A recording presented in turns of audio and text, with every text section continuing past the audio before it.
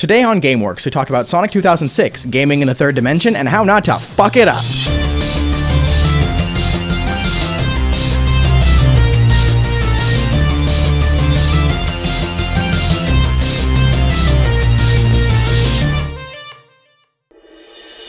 Just to be clear, for those of you that are less familiar, when I say 3D gaming, I don't mean like 3D TVs and glasses and things like that. Though, little side note, I played Shadow of the Colossus in full 3D, and holy balls, highly recommend that shit. But no, I mean the move of gaming in the late 90s away from side-scrolling platforms and other two-dimensional game forms into fully fleshed out three-dimensional world, like Mario 64, Donkey Kong 64, The Legend of Zelda Ocarina of Time, and others like that. Fuck those pixels, man, now it's about polygons! Yeah, polygons! With the addition of a new dimension, many new gameplay problems arose, some of which seem obvious now, but were less than obvious at the time, and only really arose looking back. The best way to examine this move is by looking at the games, brands, and companies that did it the worst. Sonic the Hedgehog 2006. Hey there, Sonny! 2006 is pretty far away from the late 90s. I would know, I've been alive since 1905! Well, that's true, strange elderly YouTube viewer, but I figured the best way to highlight the problems with the move to 3D was to pick a game that truly fails at many of the aspects that we're going to discuss, and was a widely known game in a popular franchise. And also, I've just always wanted to talk about Sonic 06. So what exactly changes when we move into three dimensions? Well, we have to compensate for the addition of a new axis into every aspect of play. This emerges in several ways. First of all, you need a relatively precise control over the camera, which is a problem that we don't really encounter in 2D games. In those games, the camera pretty much takes care of itself. In 3D games, however, the camera is more than simply your way to see the game. It's critically important to be aware of your surroundings if the game involves puzzles, combat, a fast movement speed, hint hint, Gotta go faster, faster, faster, faster, faster. or platforming. It also necessitates new controls tied to the joystick. If you think about it, for most games like the first Mario or the original Donkey Kong game cabinet, if the joystick could only move left and right, the game would have been pretty much the same, as you only needed lateral motion in this direction. The move to 3D, however, required a new movement format that added another dimension to the lateral movement, meaning you couldn't tie other moves pressing up and down of the joystick. This seems like a simple thing, but it's surprisingly easy to mess up or overlook. From there, we can see the changes in combat that need to take place. In 2D games, it was relatively easy to indicate the positioning of the enemy, and this translated to some easy-to-grasp mechanics. If you land on top of them, they take damage. If they're on top of you, you get damaged. Easy to learn, easy to understand, and leads to some simple mechanics to build complexity off of.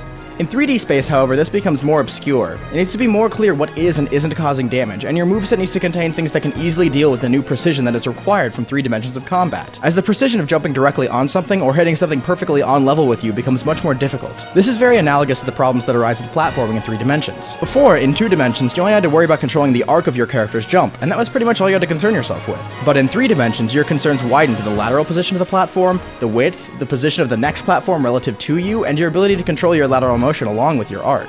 So now we've gone over all these things that need to change for a new dimension. Let's look at some specifics to clarify some of these things using a terrible game.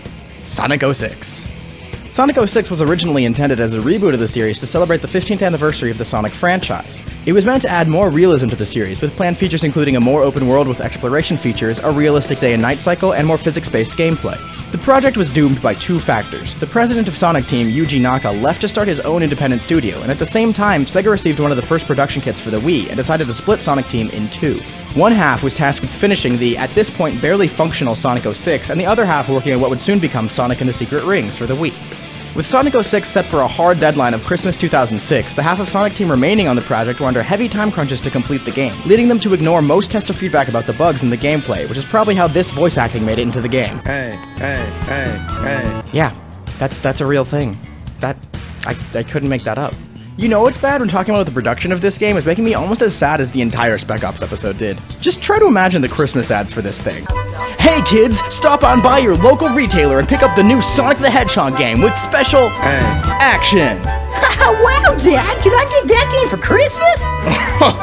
No, son, you're an idiot! Okay, so let's go over the changes I listed earlier and compare how it's done in Sonic to how other games moving to 3D handled it, and maybe through the contrast we can really boil down what is required for a basic 3D game space. Number 1! The camera! So, this is kind of hard to explain, but the camera in this game is really stupid. The camera automatically readjusts itself to be behind you when you run and change directions. And the other stick also controls where the camera is pointing. So, if you want to look left consistently while running, you have to constantly readjust for the camera trying to go back behind the character and for how you're actually moving. Basically what I'm saying is that it's impossible. Now, compare this to a game like Ocarina of Time, where the camera is controlled by being programmed to go where it makes sense, and you can use Z to center it if you want. Much better than like 15 different buttons that control the camera. Fucking Sonic. Number 2! combat! Okay, so I mentioned earlier that in a move to 3D, we need a new way for the player to interact with the world through combat, as the simple land on their head strategy from 2D titles would need way more precision than was feasible. The Sonic series tried to address this with Sonic's new homing attack, but this sort of falls flat for several reasons. First of all, there's a weird, strangely long delay between each homing attack that you can do, so it takes the feeling of blasting through enemies that I assume the attack is supposed to give you and makes it just sort of a chore. And even if this was fixed, the homing attack as a concept compensates way too much for 3D combat, making every enemy essentially a throwaway enemy, reducing the challenge of combat to basically non-existent. Because of these two things, even the fastest battles just feel like they're slowing you down and wasting your time, which is kinda stupid in a game about going fast! Compare this to Mario 64 or Donkey Kong 64, where the punching mechanic was added, giving you a new, consistent way to dispatch enemies while also keeping some form of challenge in the timing of the hits. The shaky homing attack combat also led Sonic Team to try to compensate for their compensation, I guess, by making the bosses more interesting than the regular enemies, but that, well, I'll just let Silver explain. It's no use! Thank you, Silver. It certainly isn't. Alright, this is slightly off topic, but Jesus Christ, fuck you, Silver. What were they thinking when they designed the Silver fight? This is literally one of the worst boss fights I have ever seen in my entire life.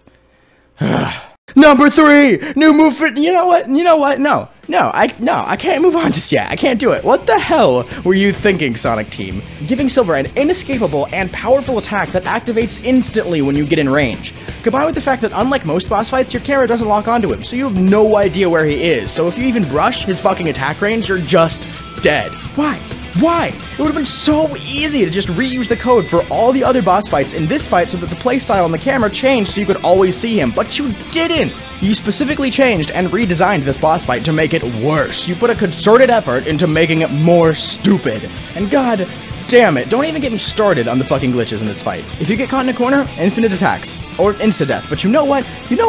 I could forgive that. I could forgive this game-breaking glitch. It's an accident that arose from having your boss fight take place in a square, which again, could have been avoided by making it a circular arena like every other boss fight, but whatever. Whatever. It's an easy thing to overlook, so I can forgive it. But you know what I can't fucking forgive? Alright, okay, let me lay out this scene for you. You manage to catch Silver off guard and you jump on his head, doing some damage.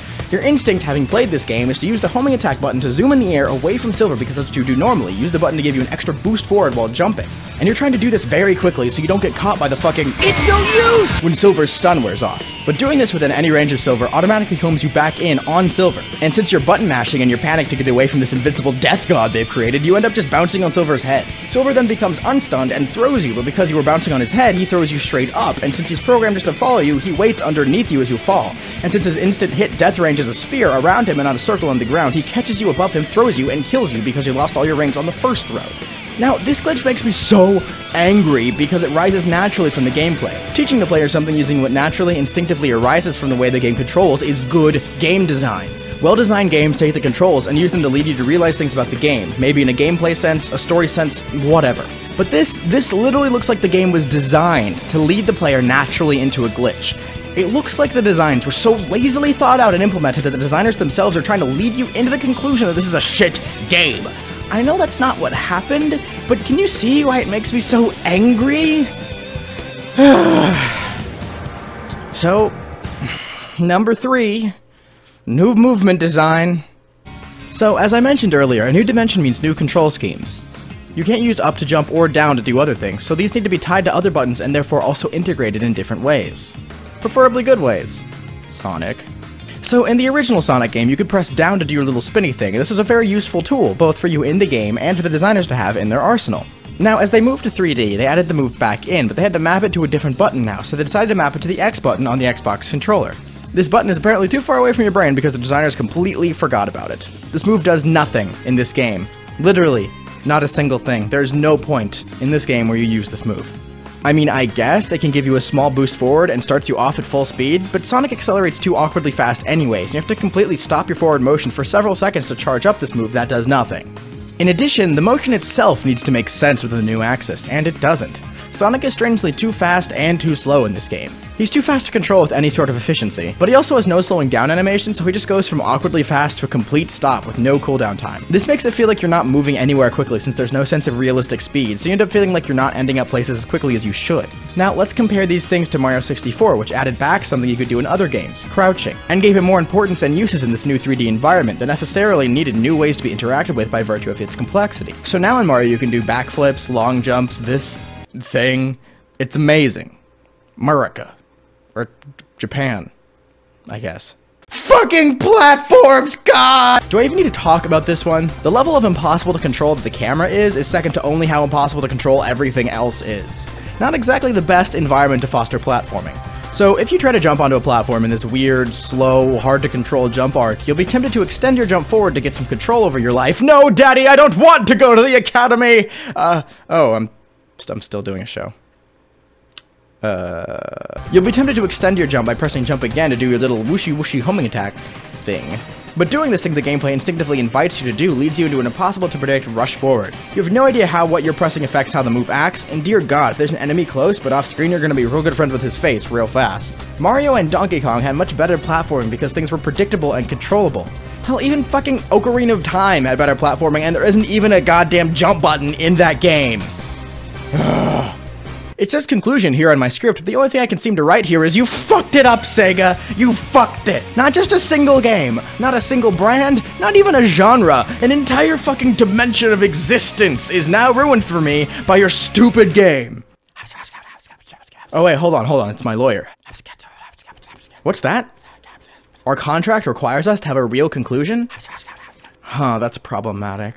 Wait a second, we're not under contract, and we don't have lawyer. Who are you? Get out of my house. Go. So in the end, 3D requires an entirely new way to interact with the world of games. And if we've learned one thing in this, it's that new designs need to not be tied to the habits of the past. So many of the issues apparent in Sonic are very clearly from a need for branding. We have no reason to keep pointless things like the charge spin in the game unless they need to keep it because some corporate boss somewhere decided that's just what Sonic does. And if you're gonna add it, at least design levels for it, and if you aren't going to do that, then there's no point for it being there. And this is gonna sound crazy, but why does Sonic need to be fast? Game Theory did a great episode on Sonic's actual speed and calculated that in their original games, Mario is actually faster on the ground than Sonic is. If extremely fast characters are hard to program and implement, then slow them down, or design levels around their speed. And no, I don't mean by just taking the player through fast scripted sequences like they do in these games. Look how long I can go not pushing a button in this intro. I've got to hurry and save Elise.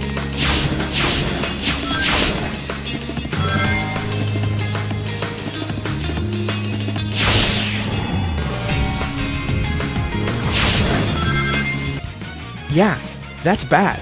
And if you're gonna do it that way, why not have it in a way that made sense? With Sonic using his ball mode that has no other purpose in the game, because it would make sense to lose control while you're a ball just bouncing and sliding around. The only reason to keep him fast in a game not designed for speed is branding. Why does he have a personality? They developed him in the 90s, so he has an idiotic 90s kid personality that's instantly grating and terrible to anybody that listens to what he's saying. But they gotta keep it, cause branding. Look at Mario, he has no personality at all, except I guess some kind of vague enthusiasm and a love for Peach's cake. You don't need an identifiable personality to make a well-known character. Basically, I personally think that no 3D Sonic game will be good until they get away from their idiotically limiting branding and actually branch out. Building a game up from a brand is set up for failure. See, in a game like a first-person shooter, you don't need that much 3D design because you're basically limited to interacting with the world through a rectangle. But a platformer needs careful planning and 3D optimization, and a control scheme built up around the idea of interacting with the world, and not from branding. See you guys next episode.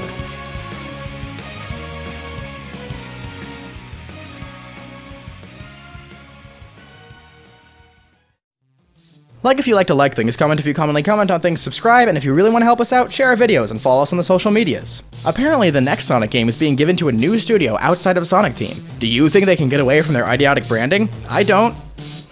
Just saying. Fucking Sega.